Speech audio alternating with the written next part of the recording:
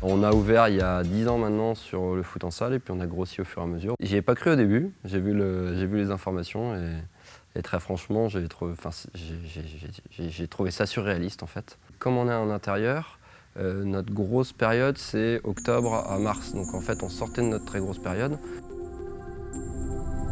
J'ai fait du chômage partiel pour tout le monde, du confinement jusqu'au déconfinement. Ils ont tous compris et il n'y a pas eu de problème. Au niveau social, c'était vraiment pas très compliqué à gérer, c'était juste le chômage partiel à gérer à chaque fois. On a fait un PGE par principe dès le début pour assurer et se dire on ne sait pas où on va.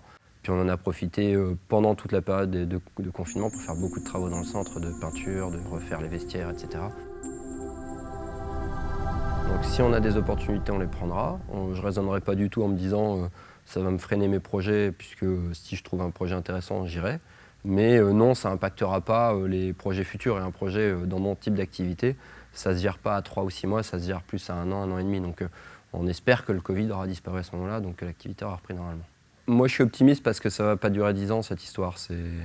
Ça va passer un moment et quand ça passera, je pense que les gens seront contents de reconsommer. On s'adapte, on travaille en fonction de ce qui se passe dans le monde et dans l'économie, donc on n'a pas trop le choix, on subit de toute façon. J'ai des activités qui touchent vraiment des publics très différents, donc enlever une activité pour m'enlever ce public-là n'a aucun intérêt.